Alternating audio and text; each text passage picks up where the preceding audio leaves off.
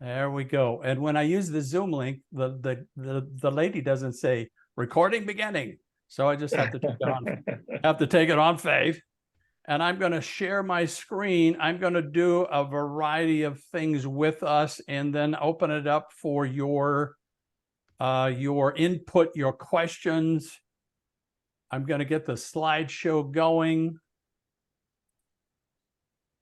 And I'm using two screens, so I have to sync them up. There we go. That took me forever to figure out how to do that, but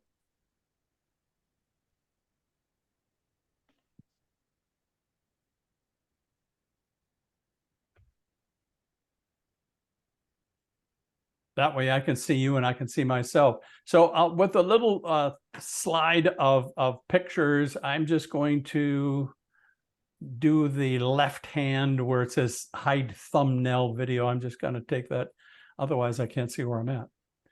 So you just disappeared, but you didn't disappear. So what I want to do is get us started. I want to be clear about what PMIN897 is and what it isn't. I've had the privilege of teaching PMIN700 with Dr. Flynn. I told him how beneficial that was because I had students referring to the work that they had done in PMIN700, and I was not entirely clear what that was and how it might relate to 897.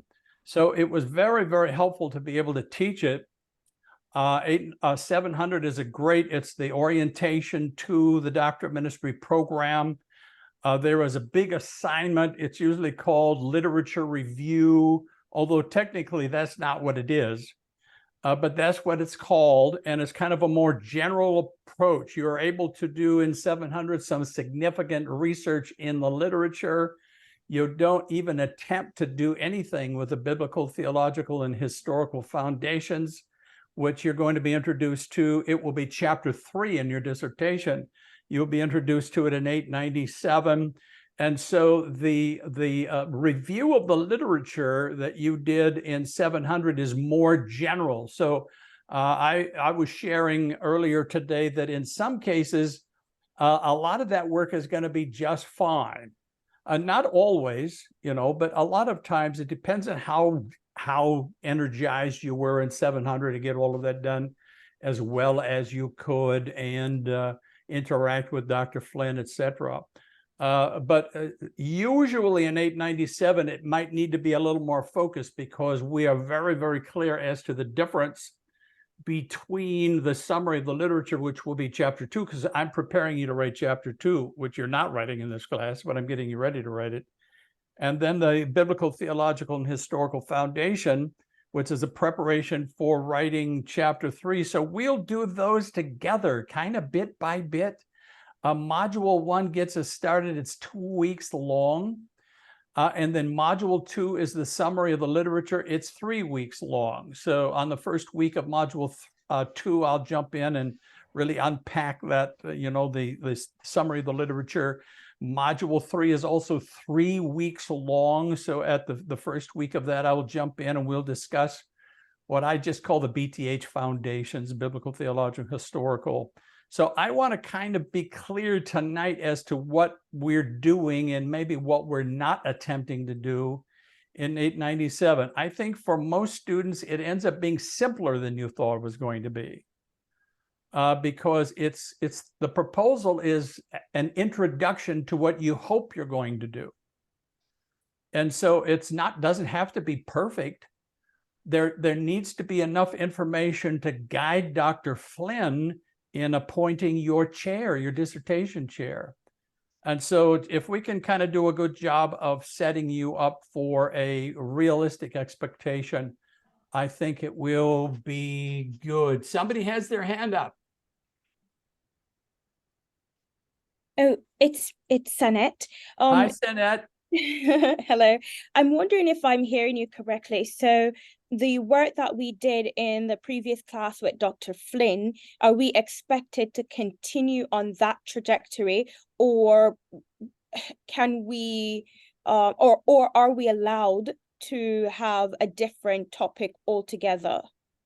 No, you're allowed to have a different topic. If you really did a thorough job in 700, who was it that told me that Dr. Flynn said you made the highest grade in the class? It was me. Tanisha. So Yes, sir. congratulations. He doesn't say that very often. And so if you worked real hard in 700, it will save you time in 897, but you can change direction, which will cost you time. And it will cost you time only because you'll have to dive in, unless you've already done that, Sanette, you will have to dive in and do some fresh research, which maybe you haven't already done. But remember, you're not writing the dissertation chapters here. You're giving a minimum 10-page summary that will give a sense of direction. So it's really, I think for most students, it's easier than you might think. So you definitely can explore something new if you want to. Antone, I think, is maybe going to explore something new. It does happen, but we're going to take it kind of piece by piece, baby steps through the process. So it definitely can be done. Almost every student completes 897, which is the candidacy phase of the program, in one semester. And the only time they don't is if something happened outside of their control, you know, like a hip replacement surgery. And so if, or giving birth to a baby, you know. All right, okay. No, it's all right. Kristen Jones had a baby. Now, there's nothing that we could do about that. It just came forth. Absolutely not. So, you know, if life happens like that, then it's okay to come back around, because you can take 2 semesters. You can wait and come in and apply enroll a second time, or you can automatically go over into a second semester right away. So you can take 2 semesters, but I find the only ones that do are those where life, you know, hit them sideways. And it's, you know, it's probably good, but still it messed with their schedule. So I think for the most part, you all are going to do very, very well. I want to give you a description of what we're doing in this class. This is, I call it a class, but it's not a class. It's not a graded class. None of your assignments will be graded. Every assignment is incomplete until it's complete. And so when you complete assignments, especially, you know, the proposal at the end, then I send your proposal on to Dr. Flynn, and I report a pass to the registrar. And so it's the candidacy phase. When you took your last class before this semester, and some of you are taking another class this semester, that was the last of your class, kind of your course phase. And so 897 really is aimed at moving you in the direction of the dissertation. So we're going to concentrate a lot of energy on the steps that will lead to your final proposal. There's a template, you know, it's, as is true with all academic writing, it's very outline oriented, it's formal kinds of writing, you know, so you've gotten used to that before. It's not you know, creative writing where you put your fingers to the keyboard and, you know, pray real hard and then see what your hands start to do. It's very structured, it's very organized. So we're going to take those steps together. We will review research design and methodology. Now, we stopped teaching 705, PMIN 705. Did any of you take that before it went away? No. No. So that was the academic research class. And I taught it several times. Maybe it's because I taught it several times, but I still think it was helpful in preparation for what we're doing in this class. But what I did is I went back and I saved all the videos. I saved all the PowerPoint presentations for 705. So when you go all the way to the bottom underneath modules, you'll see all that stuff. And so when we come to, okay, research design is all about the kinds of research instruments you want to use to gather data. And then the methodology is speaking to how you're going to analyze the data. Is it going to be qualitative? Is it going to be quantitative? Is it going to be mixed methods. You have a Creswell text in this book that does, in this class, that does an excellent job of unpacking that. We took 8 weeks to unpack it in 705, and I think it was beneficial. But you know, there we go. I saved all the stuff for you, and Creswell will help you a whole lot. We'll review the skill sets required for doctoral academic writing. And that has mostly to do with formatting, and formatting encounters not only Turabian, but also Grammarly and Microsoft Word. Microsoft Word messes us up because all the default settings in Word are the wrong ones. So you have to go in, either you go in and remove all of the Microsoft Word default settings, or you just wrestle with Word the entire time, which is really frustrating.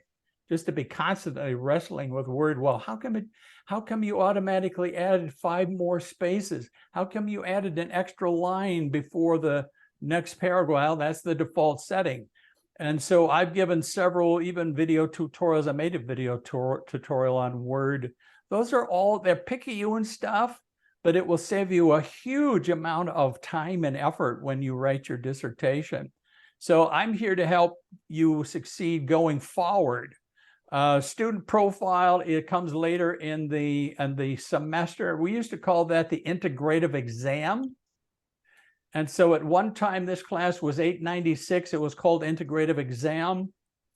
We changed the name, but the student profile is still there. It's an opportunity for you to reflect personally on your experience in the doctorate ministry program. It's a template you download and respond to, and then you know, post. So it doesn't take a lot of time, but it's very, very good, very important, especially for, certainly for myself, but for Dr. Flynn, who is the director of the DMIN program, to get that kind of feedback is very, very helpful. When we get toward the end of the semester, I will do some very specific things designed to give you a good, hopefully peaceful transition over to the 899, describe the timeline of how that's going to work. It never works. I try to, you know, tell students, look, you're not going to necessarily have your chair appointed by the first day of the next semester, because it's a very rigorous process. So if it takes a couple of weeks longer, it's not broken. The system is not broken. It's just going to take longer to make sure everybody gets a chair. So Dr. Flynn works with all the proposals and assigns everybody a chair all at once. And it's a huge job, my goodness sakes. And so I will do everything I can to give you a realistic picture of how 899 will start and work for you. And then the human subjects review process is also one of the final items we'll deal with in this class. You can actually begin that process in this class if you want to. You can't complete it. You can only complete it after you've been enrolled in 899. But you can begin the process. Now, I wouldn't worry about that till you get your proposal done. And last semester, I don't know, Roy, I think 2 or 3 of our students had their proposal done like a couple of weeks in advance, early. And I don't know how that happened. It was a miracle. But sometimes that does happen. And so if you've got some time, you can jump in and begin the HSR process. It will save you time as you dive into 899. In other words, my job is to get you ready for 899. And so that you know what it is that you're getting into, about the dissertation chapters, about the ministry project, etc., design and methodology. I want you to feel comfortable going into that. So you know, okay, the first thing I'm going to have to do is this, and then I need to do this second, and just have a realistic picture of how that is going to work. So we have a 2-week module at the beginning, a module 1. I think week 1 is a peer review. Now remember, when we say peer review, we're still using the discussion board. Peer review simply means that an extra document has been given to you. So in module 1, 2, and 3, we call them peer review because that extra document is there. It's an excellent document because it gives you a very detailed description of what we're doing in that module. but it also gives you some guidance as to how to provide helpful feedback to the other members of your group. And I've got, you can go into groups now and find basically they're alphabetical, but I put you into smaller groups, so it's not so much work for you. So that's what tonight is all about. The statement of the problem question, the research question, we refer to it in a variety of ways. It's the bullseye you're going to aim at. Everything else depends on it. And so getting started there is very, very important. And then week 2, we are still using the discussion board, but we treat it more like a normal discussion. And that's when you provide your list of your annotated bibliography, which is not necessarily your final one. It's just a way of getting you into the library. Of course, you've already been into the library. So if you have been doing some research already on a subject you picked in 700, you've got a lot of sources. You just need to report it, using Turabian formatting, etc. Piotr, you had a question.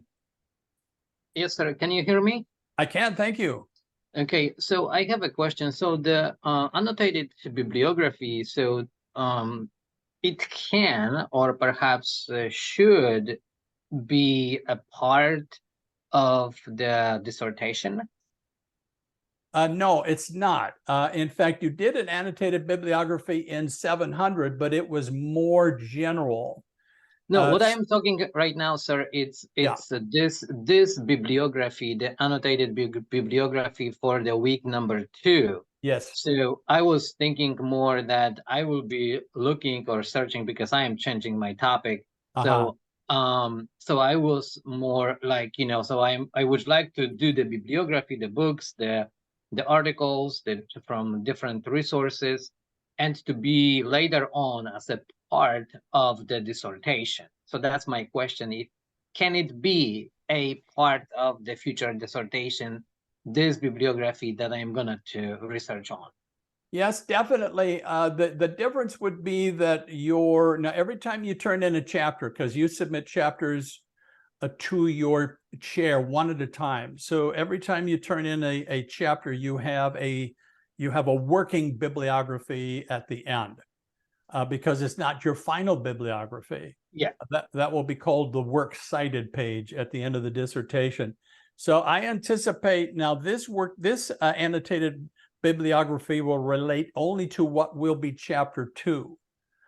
And so the annotations won't be there, but hopefully you will have the kind of resources that you don't really have to change going forward. It's just a fairly small number. It's a tiny bit more than in 700, but it's not a lot more. Again, if you did a lot of work in 700, you maybe just report the working bibliography you did, but most definitely it should set you up to at least begin chapter 2 when you get that far down the road, and it will function as your working bibliography at the end of chapter 2. Does that make sense? Yes. So just one more question, perhaps. Yeah. So chapter 2, it's gonna to be the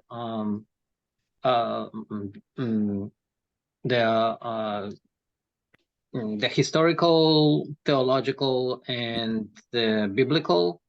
No, that's chapter 3. So chapter 2 will be the survey of the literature, which is just a report of your research in the scholarly literature. That's why when we get there, we have to be careful in defining scholarly literature. The biblical, theological, and historical foundations, which becomes context in chapter 3,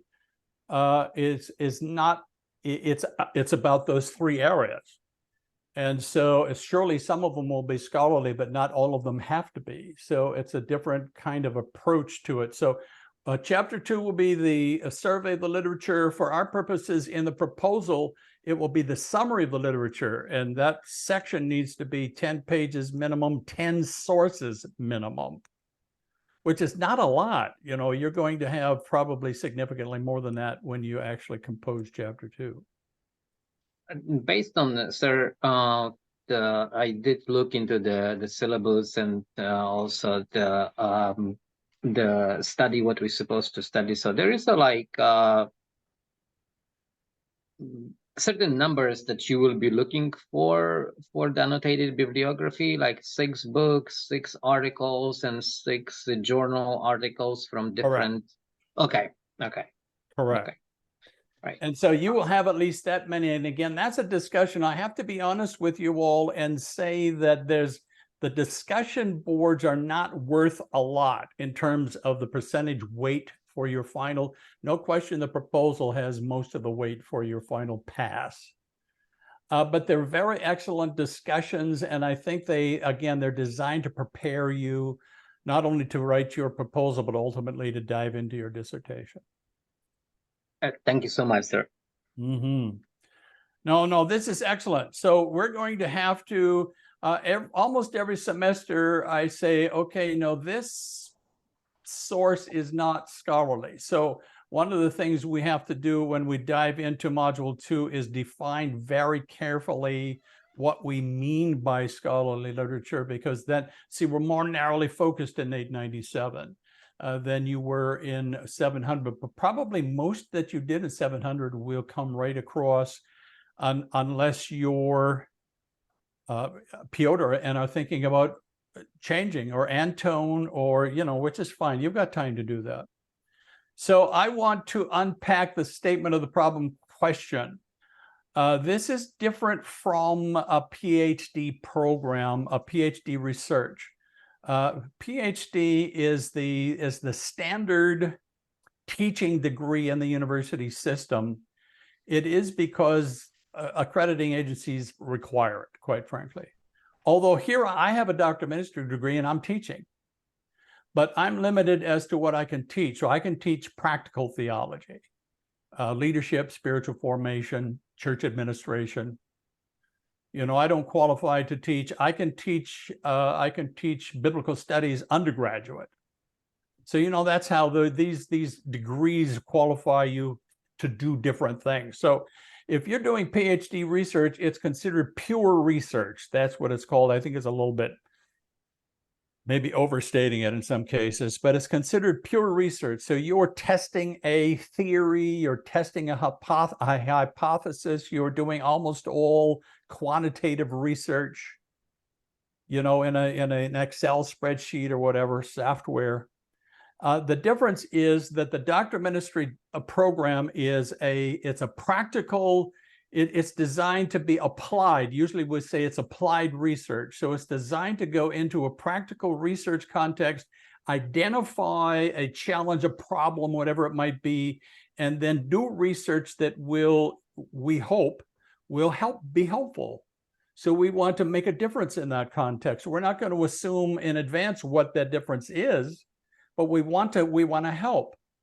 And so we're going to aim very specifically at that context, that research context, on the problem, the issue that we want to help, and then go in. So I think all of us who probably, I pastored for 21 years, and so I'm very interested in practical ministry questions myself. I still am. And that's why I love the Doctor of Ministry program. There's nothing wrong with a PhD program. But I don't know that I could ever do it, because I wouldn't find it that motivational. Some people just love it, so that's fine. So we start with this idea. Instead of a research question per se, we call it a statement of the problem question, because we're aimed at a very specific, practical, boots on the ground ministry context. And we're identifying a specific issue that we want to help. And our research is going to be aimed at doing that. So there are 5, and you will have this in your peer review document available this week, 5 elements of the statement of the problem question. First of all, it's a question, obviously. So you're not saying, I'm going to test, immediately. You're starting out by framing in the research context more specifically. So it is a question, and your goal is to explore the ministry context in which that question is relevant. And then you're identifying the problem. Now, some people don't like the word problem. We could call it challenge, issue, difficulty. It's something that you think is really not working as well as it could. in your practical context. And so you're going to, in your one sentence, the statement of the problem question, you're going to define the problem to be investigated, the issue that you want to help, you want to make a contribution toward. Then there's just a couple of words, you know, the design and methodology is more anticipatory. You can't really say specifically what it's going to be until Dr. Flynn approves your HSR application, which is down the road. So you don't really need to worry about that, quite frankly, but you have enough of an idea where you kind of see, you know, I kind of see myself doing this in the process of researching. And so you indicate very broadly in your statement of the problem question. So again, the design are just a couple of words that summarize your approach to solving or at least contributing to a solution of the problem. Methodology, again, is how you're going to measure the data that you collect. What kind of findings are you hoping to have when you're done analyzing? You can't predict what they're going to be, but what kind of findings would you like to be able to report? Ultimately, that's chapter 5. Location then is very, very clear, because you remember applied research is all about a specific research context. And so your location is very, very important to describe where it is you're going to conduct your research. So you're not, if you were testing a theory, you wouldn't have to describe where you're going to test it. It's just out there in space somewhere. But for us, it's very important to decide, do you want to test it in a local church? Do you want to test it in a network of local churches? Do you want to test it in a community outreach program in your community? Because you're going to have to identify a context in which you will test your ideas and then collect the data from that. So all of that is accomplished. I think probably the most important thing is the problem and the location. So if you can be clear on the problem and you can be clear on the location, I think there's more aimed at with them. There's more accomplished with them. Obviously, it's going to be a question. And your design and methodology are somewhat anticipatory. You can't state for sure yet what they are going to be. So I want to give you a couple of examples. The second one I'm going to give you is not my favorite, but it was from a real class. Here is the one that's on the document in your peer-reviewed document. This is the statement of the problem question. What should constitute an effective and contextualized curriculum for training lay leaders to discern the ministry calling in the inner city Assemblies of God churches of Annapolis, Maryland? I think probably Dr. Flynn gave you the document that had this as an example in 700. So obviously it's a question, what should, but it's stated in a kind of a way where it's already anticipating some direction. Again, you're not going into it with the intention of proving your favorite theory or supporting your favorite program. You're going in to test it, and you don't know what you're going to find out till you test it. The problem in this case is training lay leaders to discern their ministry calling. So that's pretty, the wording needs to be very concise and precise. Design is it's a contextualized curriculum, which means it's going to be an educational intervention. An educational intervention is probably the easiest to design in a lot of contexts. You design maybe a 5-part workshop or something, and you write a pre-test and a post-test, which have the same questions. You want to find out what they learned.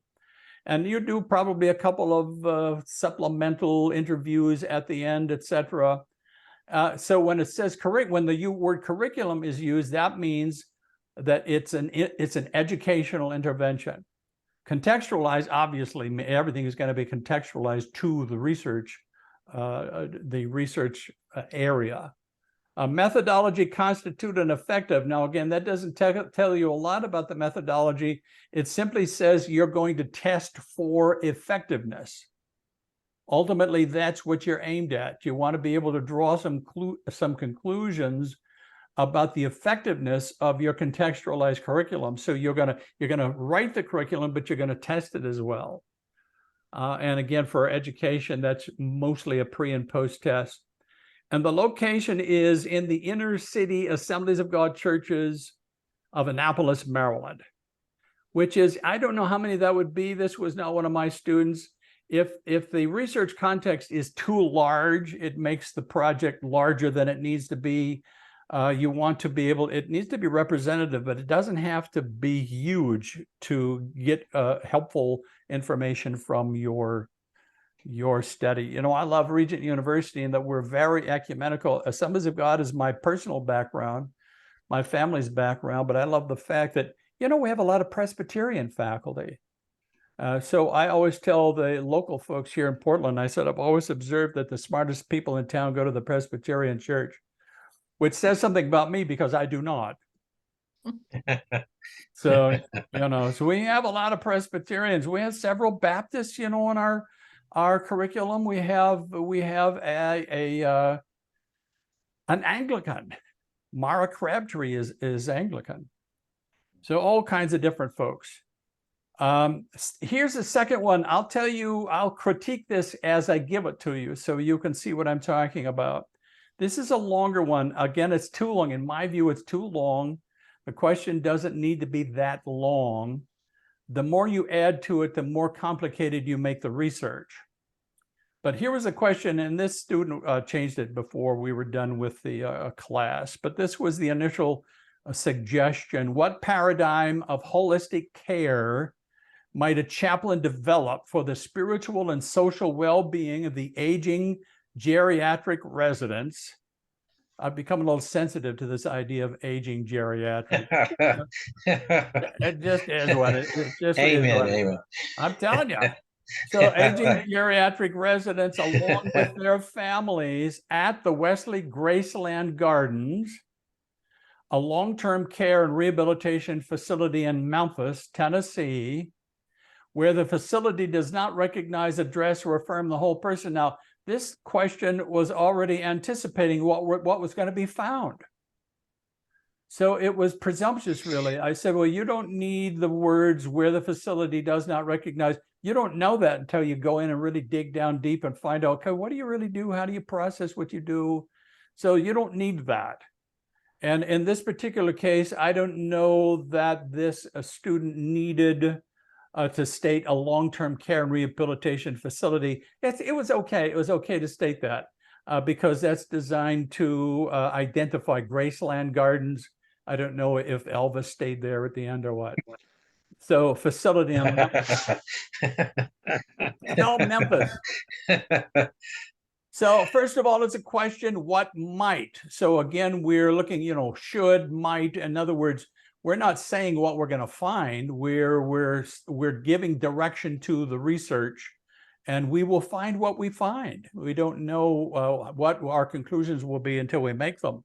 The problem is the spiritual and social well-being of the aging geriatric residents, along with their families.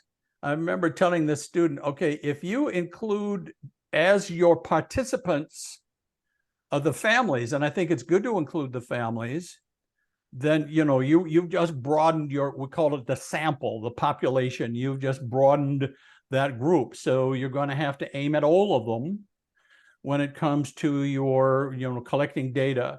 Where the facility does not recognize, address, or affirm the whole person, again, I recommended that was moved, and I think it was removed. The design uses the word paradigm. So this is not an educational intervention. This is a paradigm of holistic care, which means this student is going to try to end up with a model. So he or she is going to kind of design the model. If they can find another model that's being used somewhere else, they can also use that to compare. And then they're going to test the model to see how effective it is. And then they're going to draw their conclusions from that. So it's not going to be a workshop or a seminar. It's a paradigm means there's going to be several elements that need to be tested, not just a class, a curriculum. There's going to be several relevant elements in that facility that will need to be tested. It makes it takes longer to do that much research, but in this particular case, I think they will end up with very helpful conclusions. That's ultimately what you want to do. What kind of data do I need that will give me helpful, usable conclusions in the end? And so developing and testing a model is fine. It just takes a little bit longer. Methodology might a chaplain develop for, so the methodology needs to include other chaplains. And so what does that mean? It implies at least some interviews. It may imply a survey at the beginning of the process. It may imply a focus group, which is a group interview. I kind of like focus groups. So there's going to need to be methods used that will capture the feedback from chaplains. And then, of course, the location, the Wesley Graceland Gardens, a long-term care and rehabilitation facility in Memphis, Tennessee. So again, you can see how that works. You can imply design, and you can lean toward methodology, but it's anticipatory. You don't actually know. Now, in 897, I think it's good to think about it because you're going to have to fill out an HSR application for Dr. Flynn where all the details need to be there. You don't want to wait till you're there to think about it. So I think it's good to begin to say, okay, what are the kinds of things that I think will give me helpful information that can then be analyzed, and I can report the findings in Chapter 5, et cetera. And so this is another example of how one sentence can work. You remember, for us as doctor of ministry folks, we're very, very concerned about a real context with real people in it. We're very concerned about finding what we think needs to be helped. And then we're very concerned about designing ways to study, to test the situation that will hopefully give us helpful conclusions in the end. I think it always does. Now, the beautiful thing is your research is very focused in the DMIN program, but because you're doing it in such a clear and focused way, it's generalizable, which means other people in this particular case who are at a rehab facility in other towns, who they say, you know what, I think I'm reading this person's dissertation, and I think I can use this stuff. I think I can read them. The model is great. I think I'm going to use them, test the model in my own context. So you don't have to try to worry about testing it for everybody. You're just going to be focused on a specific context. And then because you're going to do a good job of gathering and analyzing data, it's going to be usable by all kinds of other people. And your dissertation will then be part of the scholarly literature. And people can access it after you're done, just like you access dissertations now. So I thought what I'm going to do, I'm going to stop sharing. And I know it can be a bit, my video stopped, so that's an 11-year-old picture. Carlos, it's good to see you. Thank you. Good to see you too. Sorry I was a little bit late. I was caught up with work still, but glad to be here. What are you gonna do, man? Somebody's got to work. Yep. Gotta pay the bills. I know. So I recognize a couple of you, Carlos and Jeremy. I don't know if the two of you were in class together back in the day. So it's good to see you. I thought, although I'm going to jump in, I will partner with you every step along the way. So when we do like the week 1 discussion forum, which will include a peer review, it's just that document that gives guidance, I'll jump in and interact. I'll say, think about the following. So every step along the way, I'm going to be there participating. And it's not my purpose to say, no, you need to do this. I'm giving you some coaching along the way. But if I think maybe something that you're proposing can be either clarified or summarized or improved in some way, I may give you a suggestion or two so that you have some sense of what might be helpful. The funnest thing for me in the world is to come at the end of 897 and escort you across the line into because you're here for the dissertation. Ultimately, you're here for your ministry project. And so this is kind of, I just love saying, okay, now you did it. You did it. Yeah. And unless I'm chosen to be your chair, which doesn't happen very often, that's the last time you'll hear from me. And that's the last time I'll hear for you. So for me, escorting you across the finish line, and then of course, if you show up for commencement and we're all celebrating together, that's my fun. So while it takes time to really unpack your specific ideas that you have so far, when it comes to the statement of the problem question, I thought it might be good to give you the opportunity to say, okay, this is what I'm thinking so far. And let's take a little bit of time to interact with that, just as maybe an example of how the process works. So would anybody like to jump in and be our number one, our first go?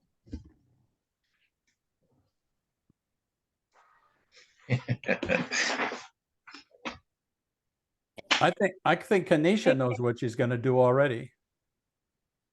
I can go. That's no problem. Yeah. You're home. I am home. I made it safe. Very good. Very good. Okay, so I can tell you what I initially had, and then I just added a couple words based off of what I just saw. So what I had was, what should a contextualized curriculum designed to increase awareness of the importance of a short-term missions model for young adults at Live Him Ministries in Chicago, Illinois. Yeah. And so the words that I just added was, what should constitute an effective and contextualized curriculum. So I didn't have the word an effective, so I added that. And I don't know if I should or not, if it's necessary. No, I think it's good, because if you're just measuring educational outcomes, you're not necessarily measuring effectiveness. Okay. So you want to see the outcomes, but you also want to then come back around. We triangulate the data, which means you need to come around on the other side of it and do some additional work to really find out, okay, how effective was it? So I'm going to pick 2 or 3 key students from my group, and I'm going to interview them and get a sense of, how well did it work? And so if you're adding effectiveness, then that adds a kind of another layer to what you're going to do. Okay, great. Then that's what I have. Excellent. Very good. Number 2, who's next? I can be, sir. Maurice. And that was Peter. Oh, Piotr, I'm sorry. Maurice had a big smile on his face, and I thought he was volunteering. No, Yes, I could go. No, Piotr, go ahead. Okay. So I changed to this. How can a Christian-based spirituality curriculum design to help and discern effectiveness in outpatients with addiction in a recovery program at Riverside Behavioral Center in Hampton, Virginia? No, I think that's good. I think it's good. It may need a tad polishing, but maybe not, because you are going to do something after folks, or are you going to do it while they're still inpatients? No, so I have inpatients and outpatients, but the inpatients in the behavioral, it's really hard to do anything because most of that population, it's not coherent, let's put it that way. They're still stabilizing. Yes. So the outpatient people, they are hopefully, they have to be sober. They have to come 5 days a week from 9 to 12 or to 11. And it's much easier to design the curriculum and to do the research, how it is effective or it's not, how the Christian spirituality can help those people. So that's what I am thinking about. And the other thing is that since I am the chaplain at this behavioral hospital, there is no curriculum for any of those groups. So for me, it is helpful to design and actually implement, since I don't have anything that I can lean on. Yeah.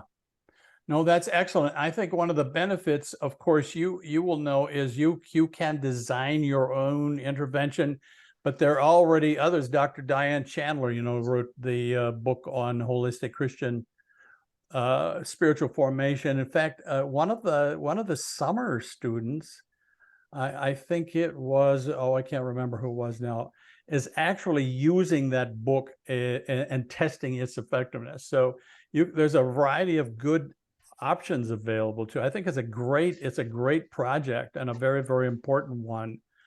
And so one of your decisions early on will be, do I want to design my own intervention, my own curriculum, and test it, or maybe plus test another one with another group? That will be a project design question you will ask down the road. You don't need to ask that now. It's great. I think it's very, very important. And, for me, it is as well, for me, just personally, am I effective in this ministry? It's kind of really hard to tell, how effective I am, right now, just based on doing what I am doing.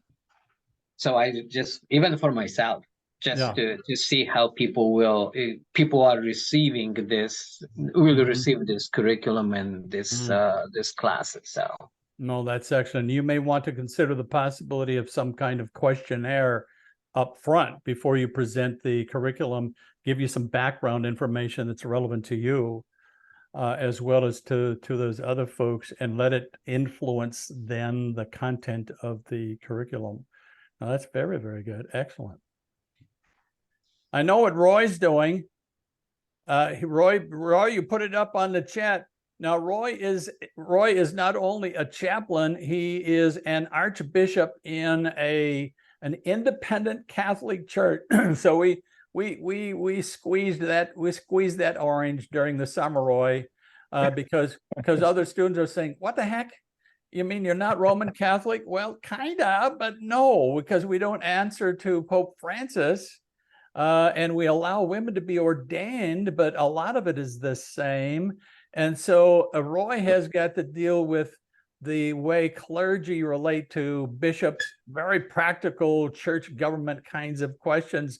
You want to unpack that a little bit, Roy? Well, what I've got is I've got a lot of deacons and people in religious life that don't understand what the role of the bishop actually is. I've had one deacon who just left our church to move to another church that was upset because I would not ordain him as a priest. He did not understand that he needed to do the work to qualify him as a priest. There you go. So that's why I wouldn't ordain him. So what, did you send him to the Baptist church, or what did you do? No, he went to another, he went to the Catholic Church in North America. They have a parish up in Albany.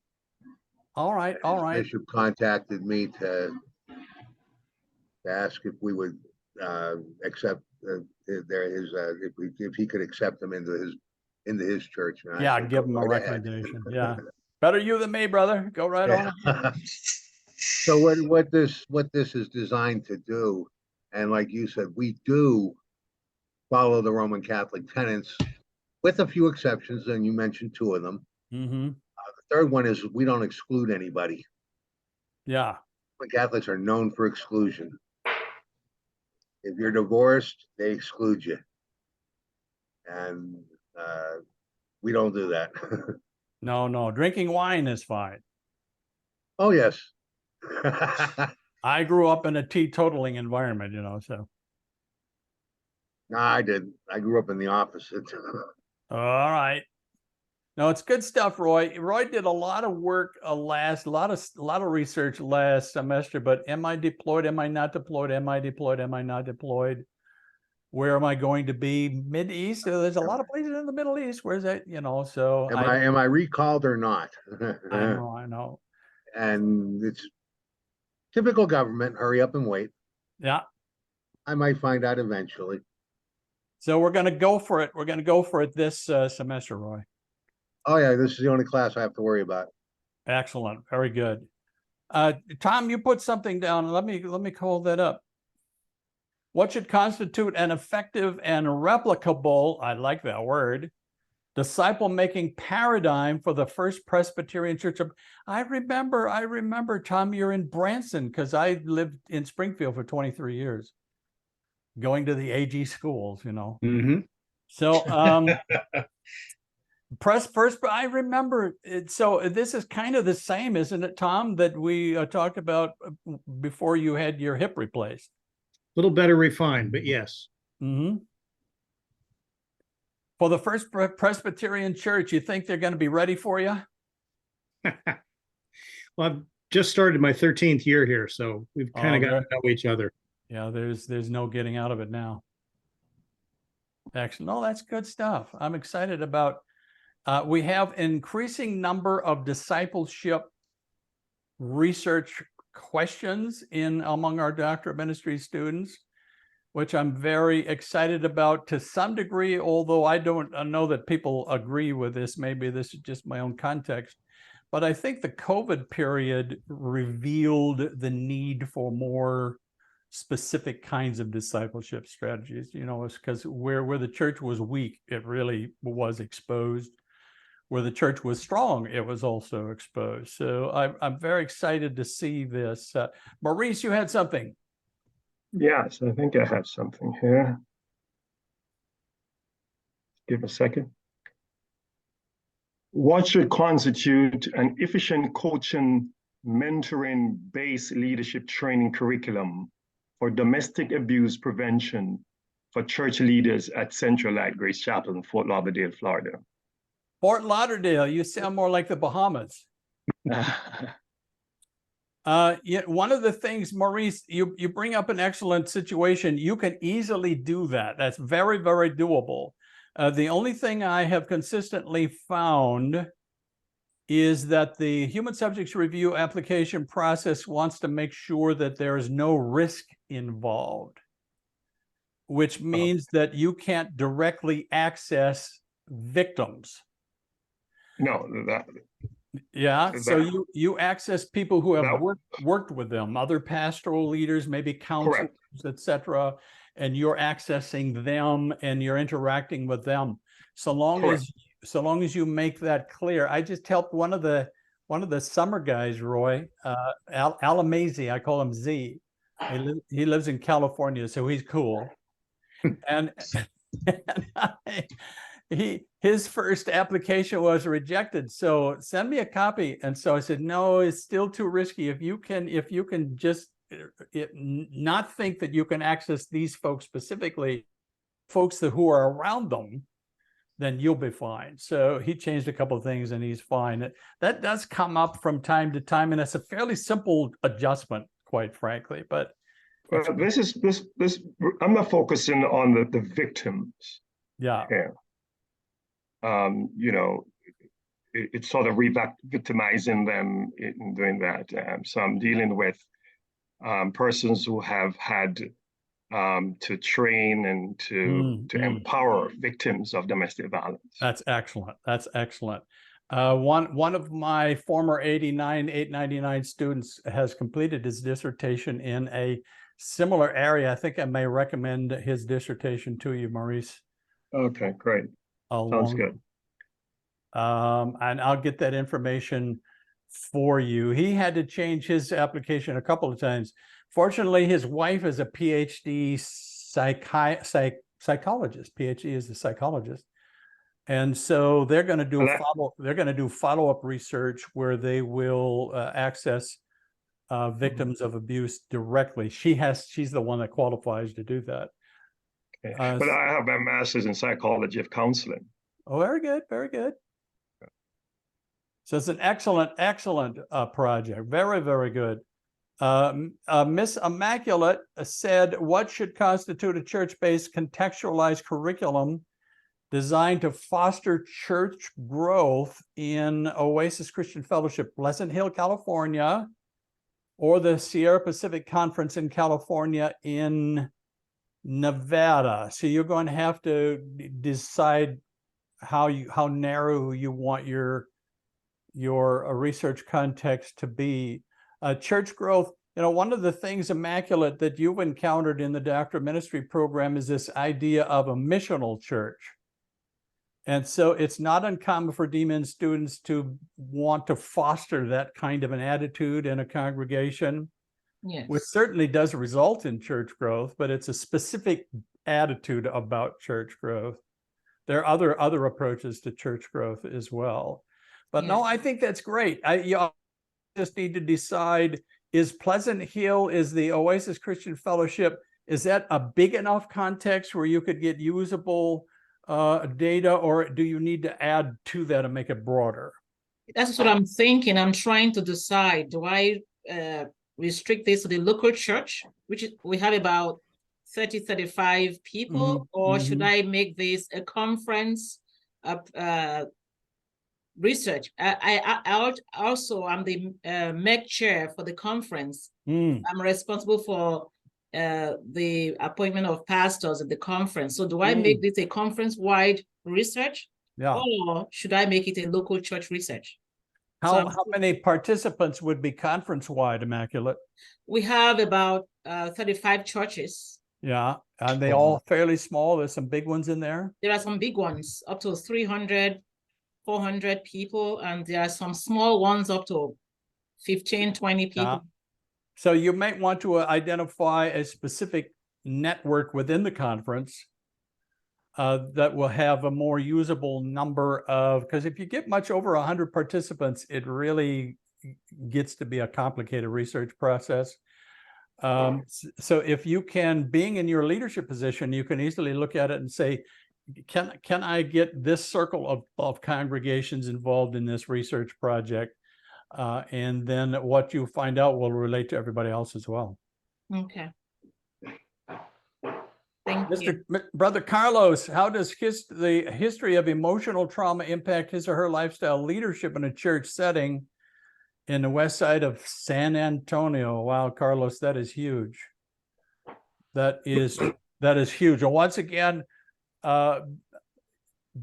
it's going to be a matter of not accessing people who have experienced trauma, although you will have to research trauma and you'll need to define it and you'll need to explore the ins and outs of trauma and how that affects leadership. But then when you actually conduct your research, are you in a context where there is like a district leadership or conference leadership, a group of leaders that you can access? Yeah, actually, I'm a pastor in that section of San Antonio. I've been here for 5 years. So the heart of this, I want to integrate my background in mental health because I've seen the great need in that area here. Because of the social cultural context, there's a lot of taboo when it comes to seeking help and counseling. Like there's this expectation on leaders that they have to be in a certain way, and there's really not a space for them to process things that they've been through. This area, San Antonio, is one of the most impoverished areas in the state of Texas, and a lot of people don't have access to healthcare, and let alone mental health services. Yeah. So one of the things that I've envisioned is to eventually have resources for church leaders in the area where they could find a safe place where they could process traumas related to loss. I've seen a lot of leaders, such as one of my closest friends who's a pastor. He lost his daughter. A lot of people dealing with substance abuse, extreme poverty, and all kinds of losses, which obviously affects people emotionally, Yeah. and therefore their style of leadership. So that's one thing I would like to focus on in this research. No, that's excellent. You know, and people don't realize, I probably already said I pastored for 20 years, 21 years. People don't realize that pastors are not necessarily stronger or healthier in every way than anybody else. They're human beings who are called by God to do a certain job, and they want to shepherd the flock of God, etc. But it can be a draining vocation, quite frankly. So if anything, pastors need a little more in the way of support. Some of the older traditional denominations have like a counselor support system. You know, if you were in the Episcopal Church or whatever, they already have guys that they will. But, you know, some of our smaller networks don't have those resources. So Carlos, you could be in a position where you could develop a model that would help to provide resources to pastors who are willing to admit that they need some extra support where they're at, the season of life they're in. They need some extra support because we're not designed to make it on our own, are we? I mean, we're designed for community. Right, right. That's absolutely true. Yeah, yeah. No, I get, you know, I'm 72 now, so all of a sudden I realized I'm in a new season. I'm not a big fan of it. But I need some extra support because really, you know, all of a sudden you think as you get older, you're going to get more mature. I don't know what to tell you. So that's just excellent, Carlos. That's so excellent. Anybody else like to throw something out? We'll be working on it in your discussion. Mr. Antone.